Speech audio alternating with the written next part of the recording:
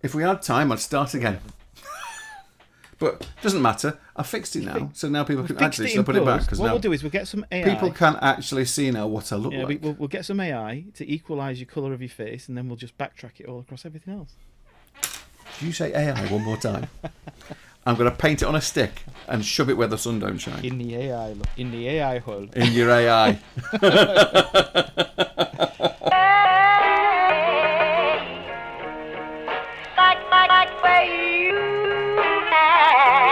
Welcome to the Graphters podcast.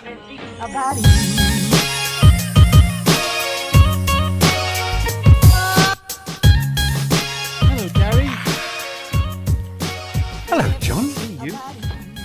I can see you, and unfortunately that means that everybody else can see us too.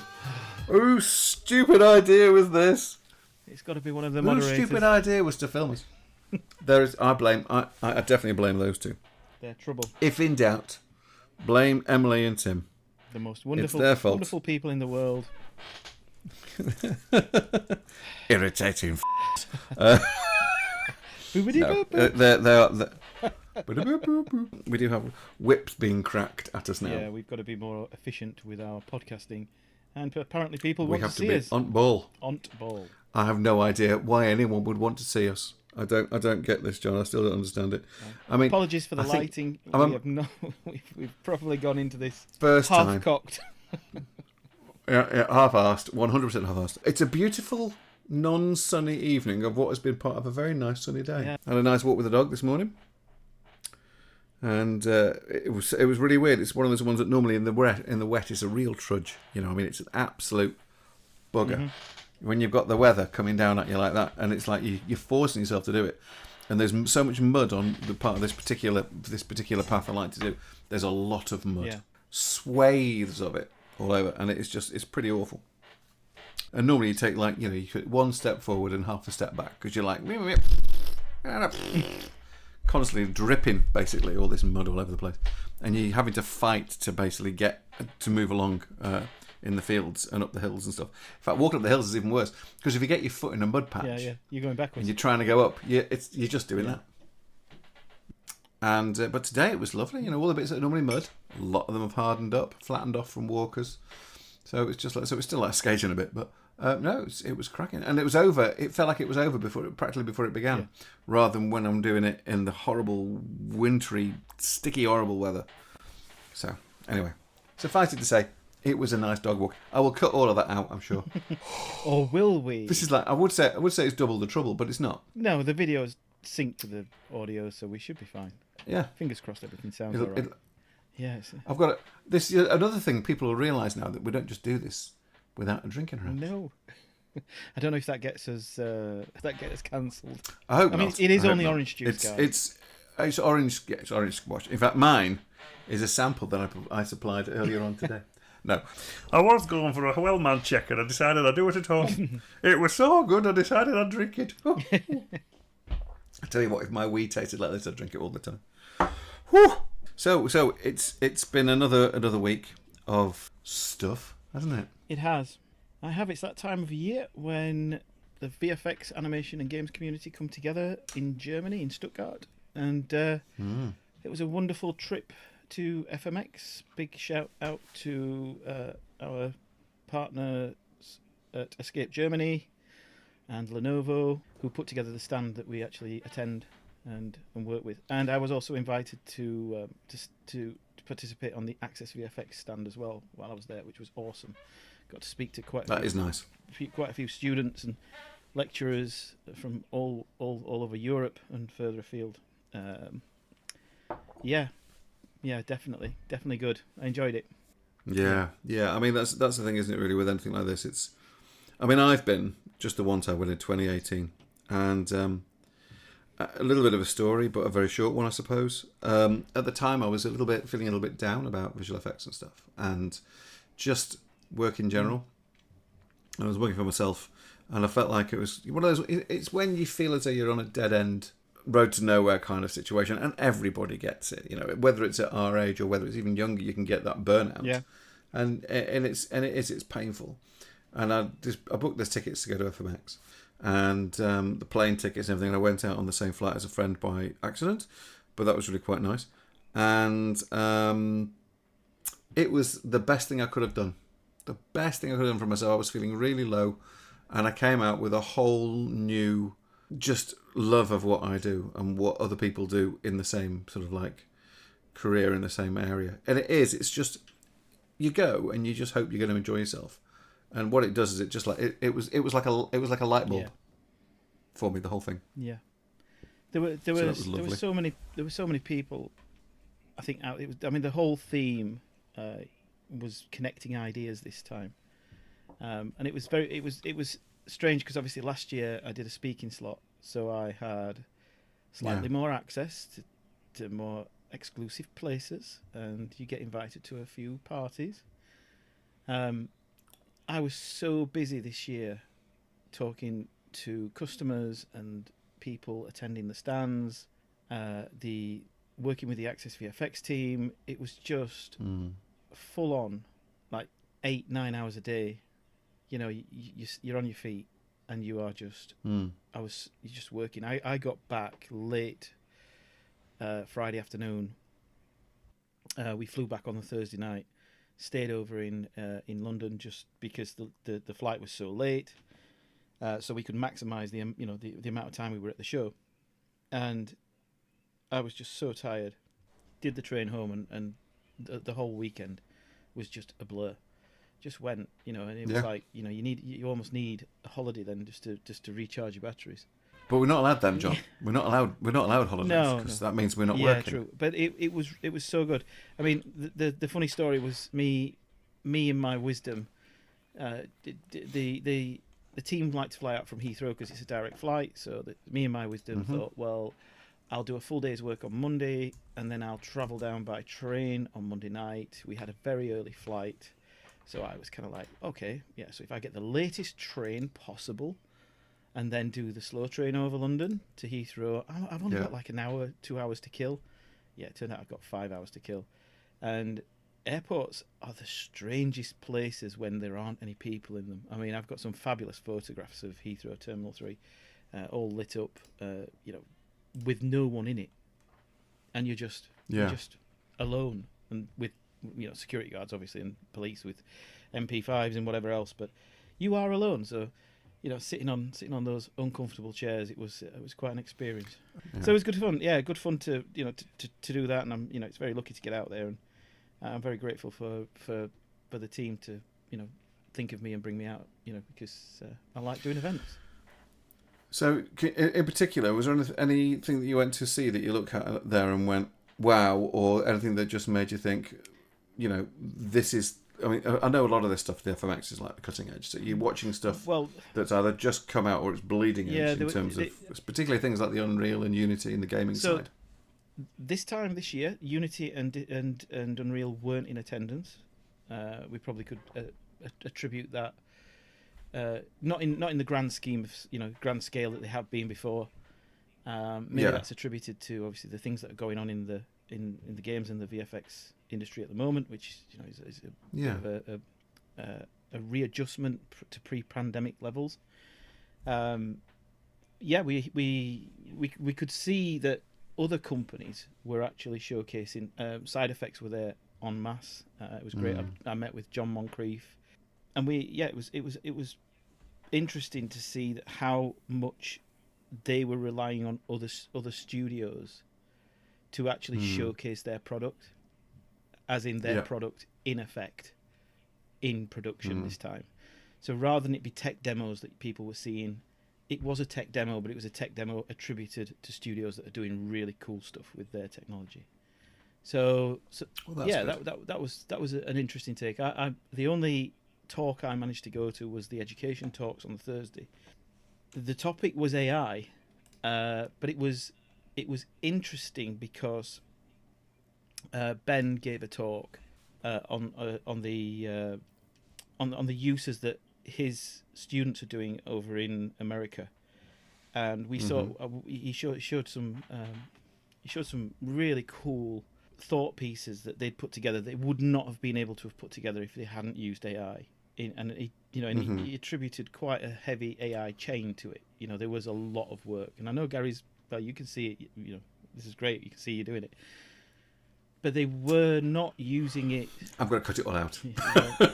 They weren't using it, I think, in the scary way that we think about people using it, as in an unthought, unmeditated way of actually using it. They were actually looking at what can AI do to enhance my personal project to a point where it becomes a quality that I could not achieve in the time frame that I'd got, or with the resources that I'd got. That was the interesting stuff. So I'll have to put some links to some of that stuff if I can find it from LinkedIn.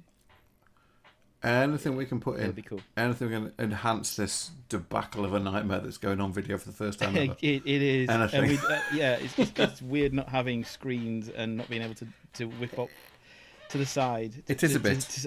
But yeah, if you get to, it is a bit. Yes. If you get a chance to, look at some of the stuff that Ben Hansford is doing over at USC.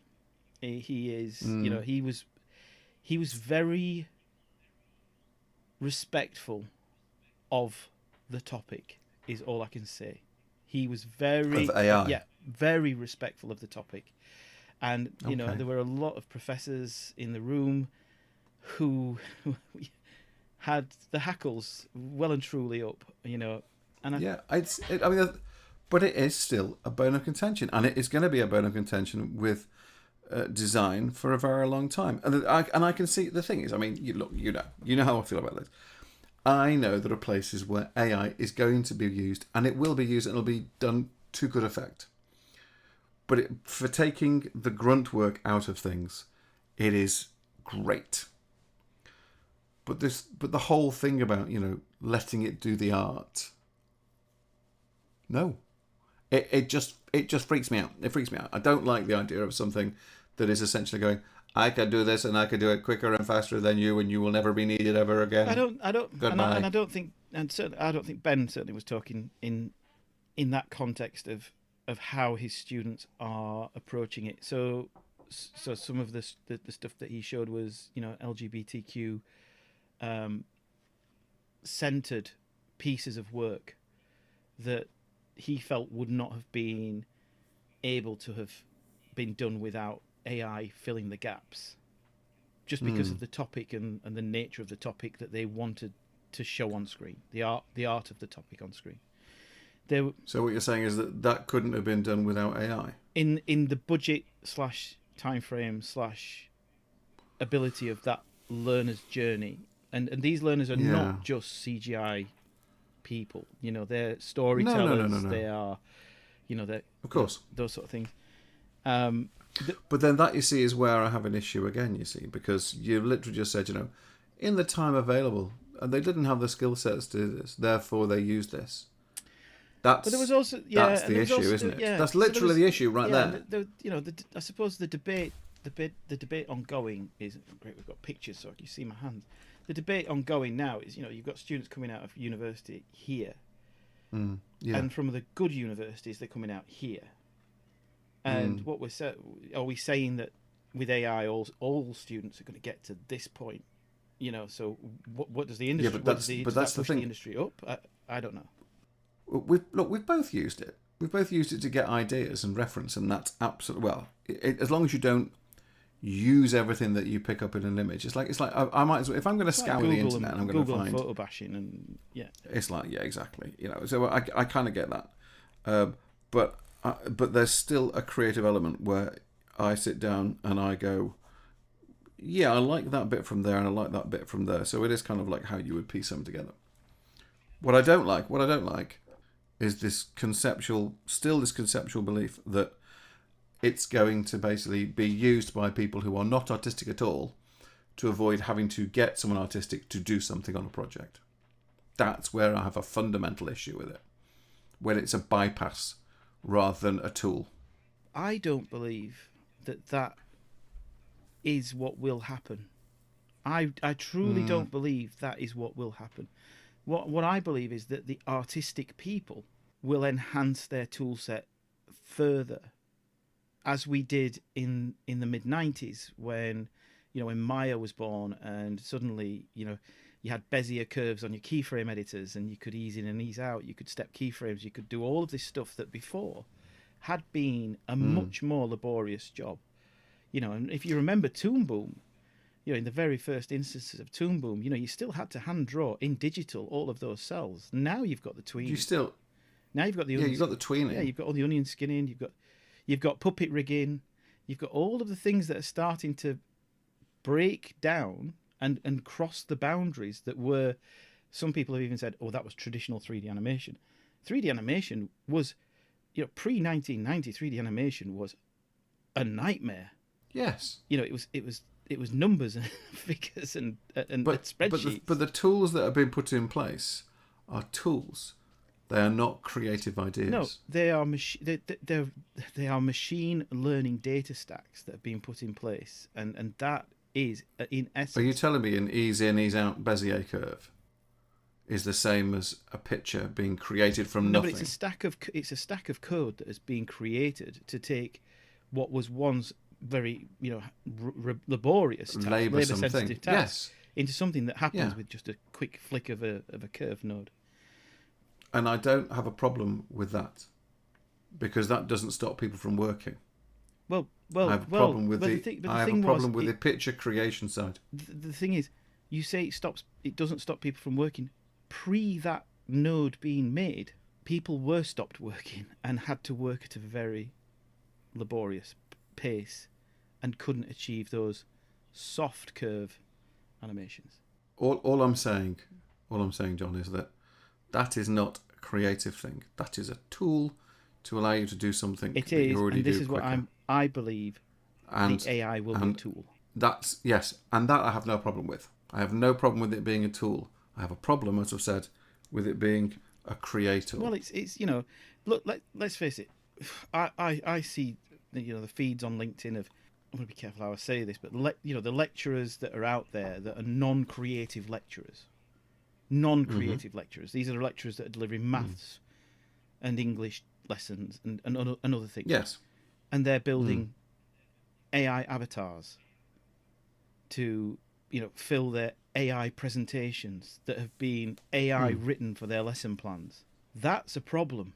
It's a time saver, yes, but it's also a problem because you are you are allowing the machine to make decisions about direction and narrative, and that's the next generation of our workforce that's being fed that artificial, and I hate to say the word, but it's intelligence that's not intelligent.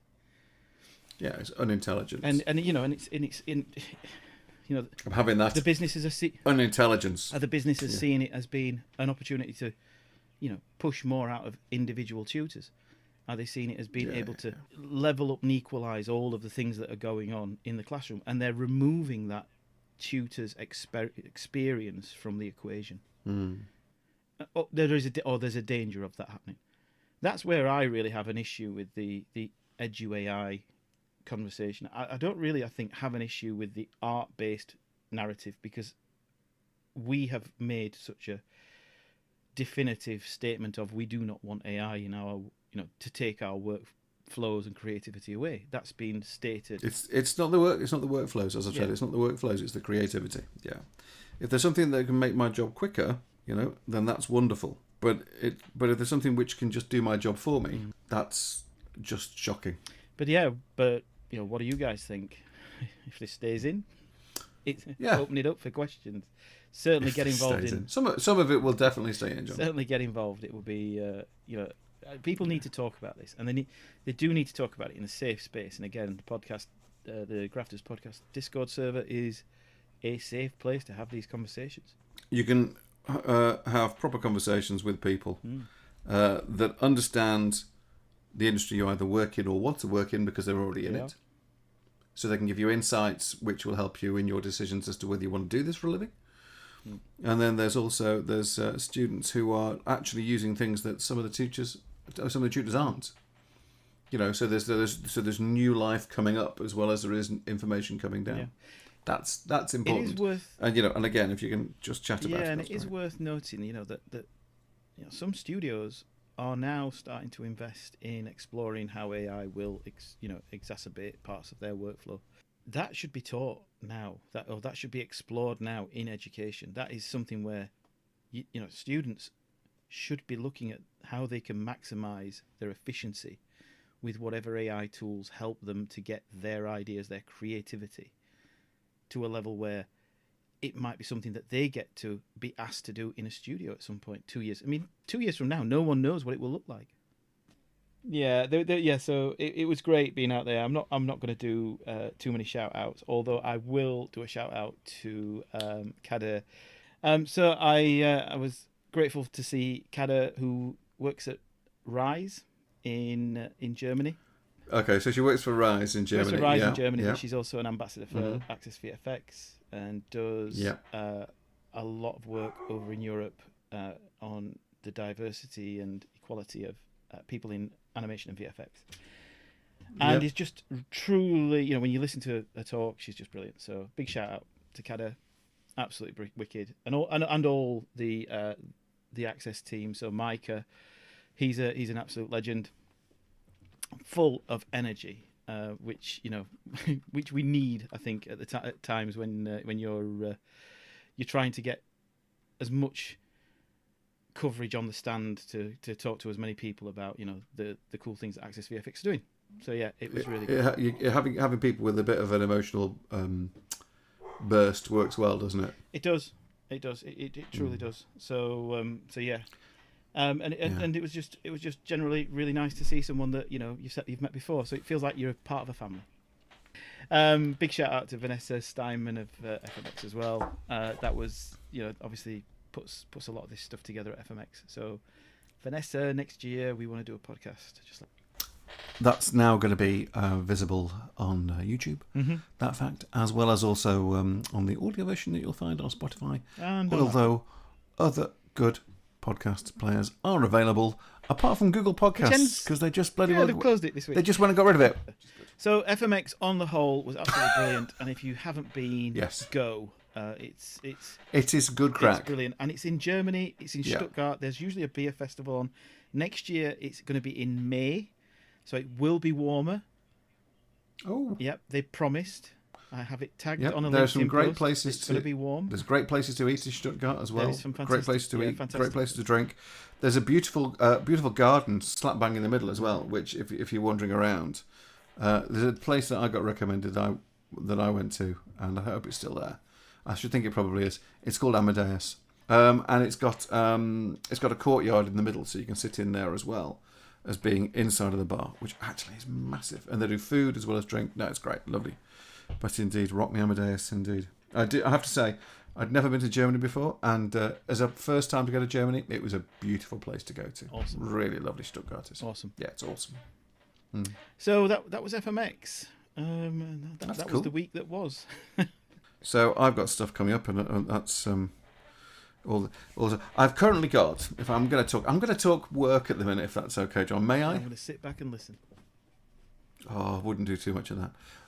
I am doing. Actually, speaking of Germany, I'm working on a project with a friend of mine called Alex Kuchera, German VFX guy, and we are doing. I can't say what it is, but it involves me doing a bit of sculpture and a bit of modelling and a bit of design work in mainly Blender. Oh, I am going to have to go into Maya. I've done all the sculpting work and the displacements and everything like that inside of Blender. I'm having a slight rigging issue, which I've been trying about 4 or 5 different workarounds that haven't worked. So I might actually have to do the animation inside of Maya, and then alembic it out of Maya and put it into something else. So, because I've also got to put it into a bit of Houdini as well for some simulation stuff. Houdini. So it's Houdini.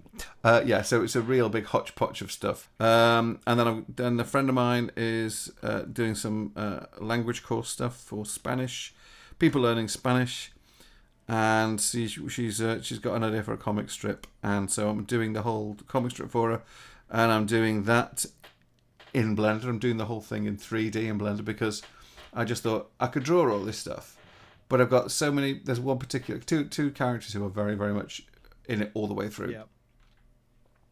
So I just thought, I'm going to go, like Roy of the Rovers. I thought, I'm going to Daz 3D this, basically. And, so I'm kind of doing that, but I'm just doing that with Blender. So that's working out well. I'm really pleased about that. Well, Hazimation have just done a similar thing, haven't they? They've just done all of their latest episodes of their Moontopia, which was a game, but they've made it into a short movie. So it's so it's a movie now, and it's been done in UFEN, Unreal Engine for Fortnite. Fantastic. Haz is, UEFF. Yeah, Haz is a genius in how he's pivoted and used the technology to accelerate the idea and get his IP out there. So big props, Haz. Big props. Yeah, that's brilliant. That's superb. So, but you have got chocolate from Tim. Yes, and do you know what? Here's me scouring around for it. It's in the fridge. Basically, no. No, I'm not allowed to put it in the fridge. Alex doesn't like chocolate in the fridge, so I can't put it in there. In fact, all my family think I'm mental for wanting to put chocolate in the fridge. We put in the I fridge. think it's great. Yes. I love it because you take a piece off. And it's cold and you have to just crunch it. It's cold and it's really hard. Crunch it down. Really got to get your teeth into it. It's hard. It's not easy. Yeah. It's not easy doing that sort of stuff. But no, I like all that. No, so, but let's just say last night, what is it? It's Mijkel chocolate or whatever. It's the milk chocolate fruit and nuts. Went like that. Yeah. Well, we're with it. The problem is we'd had some dinner, and it wasn't a massive amount. It was but it was the right amount, perfectly the right amount. And then we were watching MasterChef. Makes you hungry. And all of a sudden, I was like, "Do you fancy like a brandy and a bit of chocolate?" And Alex was like, "Ooh, I don't want the brandy." I went, "No, we don't have the brandy. No brandy. But I do like the idea of the chocolate." Oh, that food looks nice. Yeah. Well, Marie was. It's too easy. Marie was upset that we went to lunch at Wentworth. Really? So she said, "Oh, you took Gary out to Wentworth." And I said, "Well, it's a nice evening. Do you want to go up to Wentworth? We'll have a." So we did tonight. So that was nice. Oh right, you didn't go the same evening. That would have been overkill. Yeah. Yeah. I must admit, it was very nice having a burger and chips at lunchtime, and then going home in the evening. Yeah. To another burger. It was actually they were both good burgers. I mean, I was the one who cooked the dinner, so it was good. So so that's you. That's how you are stacked up with work at the moment. Then for the foreseeable. I am, and there's other things in there as well. It's a friend of mine called Lila McConnelly, and Lila's amazing, and I have so much time for her. And she's had an idea for a children's TV show for what feels like forever, and it looks like it's going to happen, but not in a mainstreamy kind of way, more in a sort of a potentially a streaming kind of way. Oh well, I'm down for all that. I love it. Exactly. Yeah. And it's actually, it's a really lovely idea. It's absolutely ideal for putting on for kids on a streaming service where and it's not like, I mean, here's the thing. Basically, if you think about all the broadcast stuff that's happening today, there's a lot of things that have to be sort of like reined in, and we need to do that with this, and then bring it in. We need to put it into this tiny little box, and once we get it into the tiny little box, then we'll be able to air it. And when this is quite a broad thing, there's a lot of stuff going on in it, and she wants me. Well, she's asked me if I'd like to do some animation for it. To which the answer is, of course, yes, Lila, because it's you. Of course I will. Give me a couple of shots. What do you mean? What? Well, I don't know. I mean, how much do you charge? What's your day rate? Oh. Sorry, running gag. 300. VFX. Yeah. I don't know whether anyone else has seen this, but it was on LinkedIn, and it was a little article about freelancers, and it was actually a film, a hashtag film, to ask the media industry as a whole why they've kind of forgotten about all the freelancers who basically have helped them over the years and why there's no work out there. Well, I've heard a story that freelancers are struggling to pay the rent, the bills. People just not getting paid. It's like anything. I mean, I've had some serious problems with it over the last 12 months. Not to put too fine a point on it, I had 3 months where I couldn't really get any work at all. And it was not for want of trying. In fact, I don't think I've ever tried as hard ever before to get work as I did during those 3 particular months. And it was torturous, you know? I mean, it really was. I was not expecting it to be...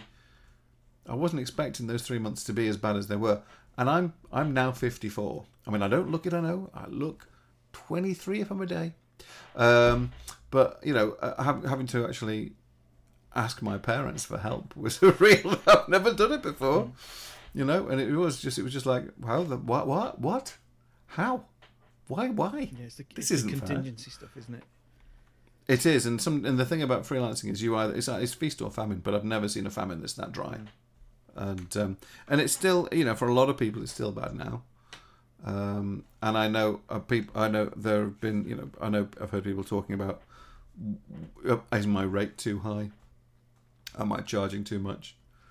And to which the response has been, have you changed how much you ask for? Have you changed the rate that you think you're worth for the experience and the time and the fact that you can do a job in 3 days it would take a junior 6? You know, that's the kind of thing I'm talking about here.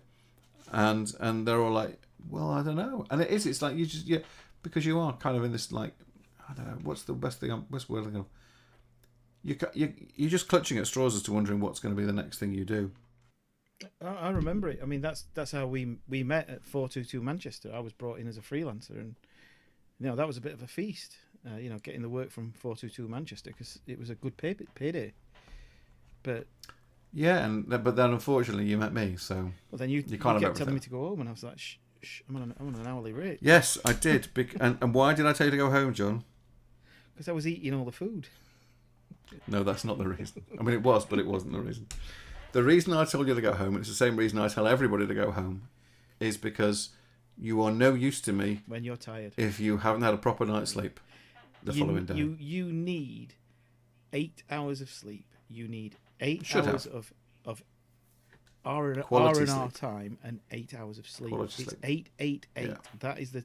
That's the true way of working, is do it in 8s. Yeah. So in the mornings you should have a couple of hours, 2-3 hours in the morning, really. But no one does. No. Because they get up at 7 and have to be at work at like 9:30, and all that time in the morning is running around with the dog, kids, getting yourself together, and then you're getting in the car, and then you're driving there, then you're looking for a parking place, then you find a parking place, then you try and remind yourself where the parking place is later on. Yeah. But it is one of the best things about working from home at times is that you walk into your office with a hot mug of coffee that you had for breakfast. And there's hot mug of coffee, no trouble at all. Absolutely. Yeah. It's probably worth us just doing a bit of a shout out. At this time, we've not announced the winner of the Easter challenge. We're not going to announce the winner, but we are saying that the challenge is now closed. And the marking has been done and underway, and we are happily looking forward to announcing that soon. And I want to show you something as well, if I might. Because now this is very important, so I might just get away from the microphone to show this. But finally, something which is probably going to... So the Easter... Don't keep in mind, right, the Easter contest has just finished, okay? So here is one of the hoodies, which is going out for the Christmas one. It's only May, people. So that's what you get in the front. Yep. And on the back, it's fabulous. Is that clear? Just come forward. Oh, it's hang on, you don't need my head in as well. There you go. Stop. Yay! Yeah, they took a little longer to procure than I anticipated. Yeah. Been busy. Just a tad. But we are on the ball now, and we will be moving forward to those. So those, I'm actually posting those tomorrow. Do you know what? I had actually, very quickly before we go, I had the most horrible experience ever. No, we were in a museum, and this was a few years back. We were in a museum in London. It was a National Science Museum, and I was there with my brother-in-law and my 2 children. And we were bombing around this place, and had a really lovely time, actually. It was a really nice time. And we went past the museum exhibit on computers. You And saw in the ones there- that you had used previously. I saw the ones that I had as a kid, yes. A ZX Spectrum, and I was like, that was my computer. I had that. Yeah, I had one of them. Yeah. And a Commodore I 64. always wanted a Commodore. I wanted a Commodore. Well, I wanted either a VIC 20 or a and I Commodore also 64. had an Atari. Now you're talking. Yeah. And Proper plain art, with and 16-bit colours. with the Was it with the paint package on it as well. It was brilliant. D-Paint. Which I loved doing graffiti on. D-Paint. Brilliant. Didn't have a pen, just I remember doing some colour corrections on something on D-Paint because it was a sprite sheet that had been done by one of the other guys in the room, and I said, and they needed to change the kit to be a different team, and I went, I'll do that. And they went, you sure? Because I was doing all the 3D stuff. I said, no, I'd love to. I want to have a go. So hard. I'd never done any anti-aliasing like that before, and it was so hard. You couldn't just I'm just going to select all of these ones that are the shade blue, and I'm going to change them to red. No, it wasn't like that at all. If you could do that on D-Paint, it would have been great. What I'll have now is I'll have Blizz contacting me when he listens or stroke watches this and going, yeah, you can. Yeah, you can. But I recently I did discover that there is someone who's actually put D-Paint out on the internet. Haven't they? There's a release of it, a free one. Yeah, that someone's put out, and so but it's D-Paint, and you try and use it with because you did it all with the mouse. It was like point click. So one of these things with a Wacom tablet that was never used in those days. It just didn't exist. Tablet. So you go dink dink dink dink. Well, they still don't exist if I remember. No, I'm joking. But you go click click click click click click click click click click click click click click click click click click. You can see my mouse. I can see my mouse and go click click. I'm going to click around my face. Click click click click click click click click click click click click click click click. And it takes forever. Somebody's going to create that. When you see people that and make that into a meme, you know that's. Click click click click click click click click click click click click click click click click click click. Headphones. Click click click click click click click click click click click click click click click. I had a very. I'd love to be a meme. I had a very reflective conversation yesterday, actually, with a gentleman called Richard Lewis from. He's a CEO at Pipeline FX, which does Cube software. So it's a render farm manager, and a lot more. It does a lot more. But we were reminiscing about the good old days of Alias and Wavefront technologies, and just it was Explore TDI, all of that. And he was part of one of the largest resellers in the US, and obviously I was part of one of the largest resellers in the UK. And it was just some of the projects that we probably collaborated on by sharing kit was unbelievable. And it does make you realise, that, and I'm not going to go back to AI, but that there are evolutionary points in time where the industry just explodes. And I was thinking about this. I reposted when I came back from FMX a post on LinkedIn that was a professor asked 100 students or 1,000 students to put their name on a balloon, and then they lifted all the balloons up, and then he dropped the balloons and he said, right, you've got 5 minutes to find your balloon. And they all dived in, and they failed miserably. And then he did it again, and he said, okay, we're going to drop the balloons, and this time I would like it if you find the balloon, find the person whose name is on the balloon. And within 3 minutes, everybody had their balloon with their name on it.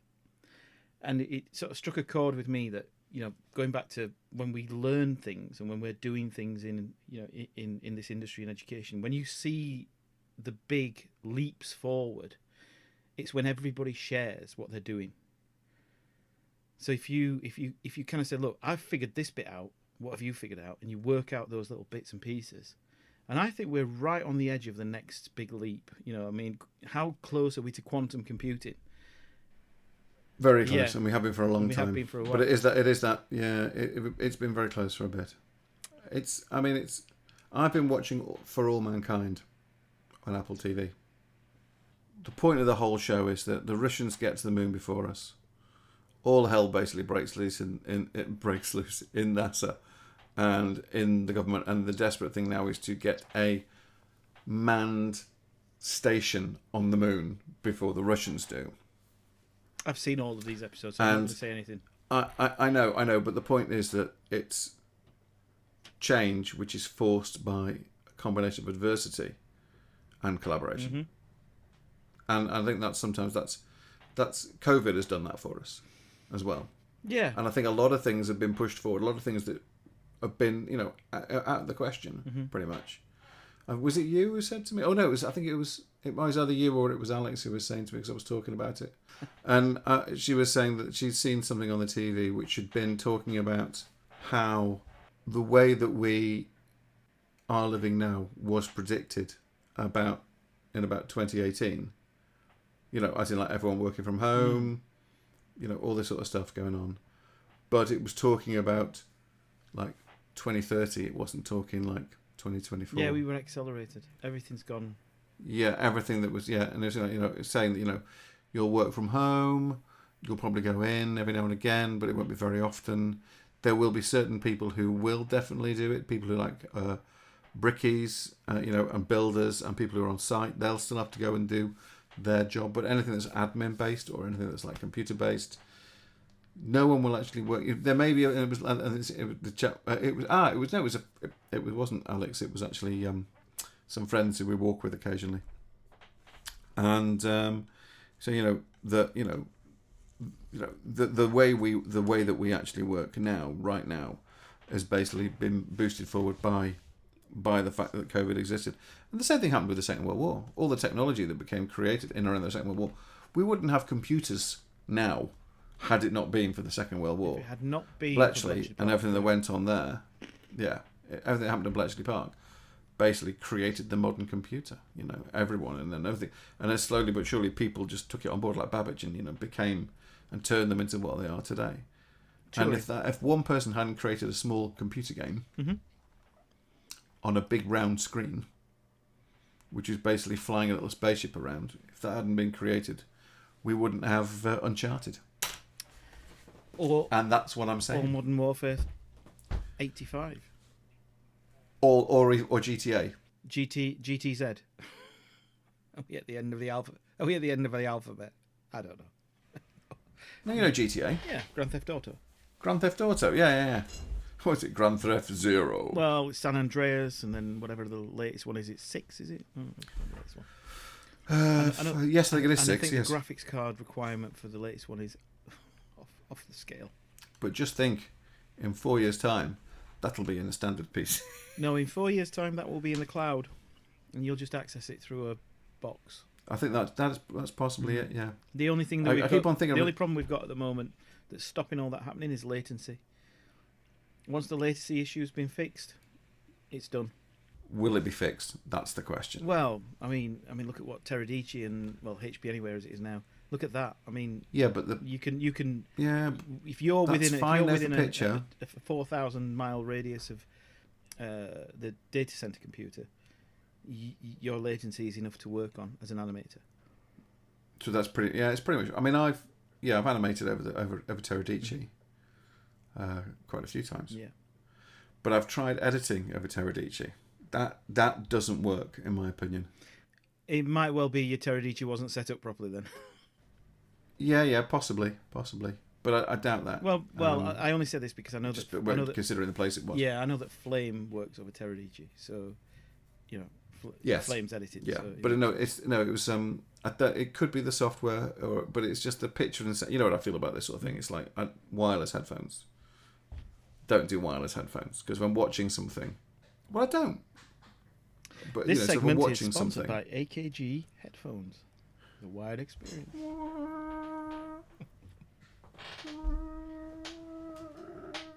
Can you? Where's it say AKG on mine? Is it on the? Is it on the end? On the side? It's right on the little bit there on the top. This little... Yeah. I won't do that because Yeah. obviously you'll see the bald patch at the top of the back of my head. It's thinning. It's thinning. Oh, it's getting there. Double crown. You've got a double crown. Have I? Yeah, Have I now? yeah, double crown. I'm keeping the. I'm doing the same. I'm keeping the That's headphones. like a double yoke. A double yoke. No, but a double yoke's amazing. A double crown is horrifying. Oh dear. Fantastic. Have you got a favourite biscuit, John? No, I'm not going to do that. I have a favourite know the biscuit. It's a And it's neither it's a Lebanese. custard cream nor a bourbon. Lebanese.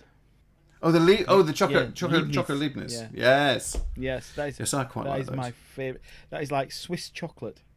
On a, you know, you, See, yeah, you know where I'm going. I do. Of course I do. Yeah. It's how But mine, digestive should be. Yes. Hidden almost completely inside a layer of biscuit, a layer of chocolate. Yeah. It's so thick. Absolutely. It's like concrete boots. Yeah. You see, even though I do love a custard cream, and I do love custard cream, I don't know. There's something about a chocolate hobnob. Before I got to be gluten intolerant, the go-to thing in our house was a dark chocolate digestive biscuit from Aldi. Oh That yeah. chocolate is just insane. Other supermarkets Are available, but are They inferior. are, but I'm not going in I'm them. not going in. Too expensive.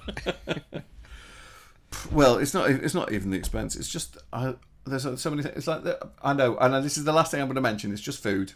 One of the things that I absolutely adore is that you go into Aldi and you go down the cold shelf, and every now and again there's something new that they've put in there, and it's kind of like, because it doesn't happen all the time, it's like it's a real treat. No, I love it when all of a sudden you go down an aisle and then there's this amazing tub of something which you've never had before. And you think, I'm going to try that. And you take it home and your family go, you've gone off piste again. And I'll go, yeah, but look what I've got. Yeah. And they'll go, oh. Doesn't work with duct tape though. So this has been our first test bed production. It's To see if awful. this is actually... This- It's going to be atrocious. Yeah. It's going to be awful. But do you know what? I'm gonna. We're gonna get there. Remember? Do you remember day one of recording the audio I do, podcast? I Do you remember that? Yeah. Oh, And they were awful. it was. I mean, it was. they were shocking. How many ifs? What? But it's the worst thing was it was all the gaps. Yeah, yeah, You know, yeah. I mean, we can fill in time. We seem to be better at not talking over each other. Saying that, we've been atrocious today. I don't know. But it's easier. It's easier with sound because you haven't got you don't have this going all over the place. Oh, I And have been bouncing around my screen. It's something rotten. Just cut the whole end of this tail of it think off. so. Just cut the whole thing. I might. Yes, we have a podcast that goes, hi, John. Hi, Gary. See you, John. See you, Gary. And on that terribly, awfully edited note, If you are wondering why this is juxtaposed to a completely different way of us talking, we've just deleted the last 30 minutes where we went completely off-piste. well, we're going to go, well, do you know what, John? For a first time doing this, I think it's been an unmitigated disaster. It has. This is one for the archives. Definitely. At least now I know where to put my lighting. You do. I mean, the first 20 minutes, I was struggling to see you. It's like it's as if I'm trying to give information about somebody in a crime video without giving away my identity in the first part. Number 3, please step forward. I do not want to be recognised on this particular occasion, so therefore my voice is being replaced by an actor. Or a neark. It does look Right much then, better. John. It does, doesn't it? You can actually see my... I can't believe I'm saying it's better. You can see my We face. can. It's cool. Words... how many times have I actually said, I have got a face for radio? So many times. And also, I've got to mention his name, because he contacted me today, and I just wanted to say hello to David Sturzacre. David, You are when still are you allowed... coming on the podcast? It doesn't have to be on video. Oh, no, it does. It does. And we have to do it when we're standing up, because he towers over both of us. Yeah. Well, you He's look down on me. He's not short of a few inches. You What? look down on me. I didn't want to say that sketch because there are people who listen to this and be like, what are they talking about? dated sketch, everybody, with 3 people, different heights. Absolutely. Each one of different members of the class Cleese, system Moore, from the and 1970s. Who was the third one? Cleese, Moore, and No. It was John Cleese. Dudley Moore. Then it was what's his name? Ronnie Barker. And Dudley Moore. And then Ronnie Corbett. Oh, it's Dudley Moore. And Ronnie Corbett. Was it really? Ronnie Corbett. Ronnie Corbett. From the man who is the king of Corbetting, trust me, it's Ronnie I Corbett. believe there was a Monty Python version. Very possibly. And Dudley Moore was in it. Can we finish this thing? Go on then, let's finish it. So I'm going to try this one more time. So, here we go. It's been an emotional roller coaster, as all of these, whenever we do a first of anything, always is. And but it's been fun, actually. It's been fun. And hopefully there'll be about 30 seconds worth of good stuff in all of this. He said hopefully. The start and the end. And maybe the bit about The start and the end. A little bit, yeah. That's. I mean, I'll make sure it gets fitted in. But in the meantime, we need to stop doing this. So I'm going to say thank you everyone for watching, taking the time. Don't forget to like and subscribe. Yeah. And please come back for more. There will be more of these. If you're in the car, you can always listen to the podcast. If you're in front of a phone or a TV or whatever with a screen, we apologise. Just bring down the picture so it's really not visible, and just listen. 240 is the best resolution to watch us on. 2x40, so it's like that. But yes, everybody, take good care. Actually, wouldn't it be like that? Wouldn't it? 2x40. It would be if you... It would. So yeah. Everybody, thank you very much for tuning in. Don't forget to like and subscribe. Come back for more of this if you really want to force it on your throat. I promise we will get better. And we will get better. Get better cameras, better lighting, hopefully better content. You know, we can only wish for the best. Yeah. So on that note, it's a good night from me. And it's a good night from him. It's a good night from him. Yeah, it is. Take care, everybody, and we'll see you in the next one. Bye.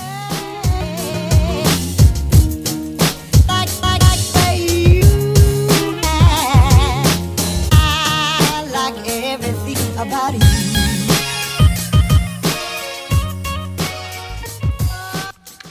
This work is licensed under a Creative Commons Attribution Non-Commercial Share-alike 4.0 international license. Any opinions stated during the course of this podcast belong purely to myself and to John and are based at the time that we record this. The theme music is My Everything by DJ Quads.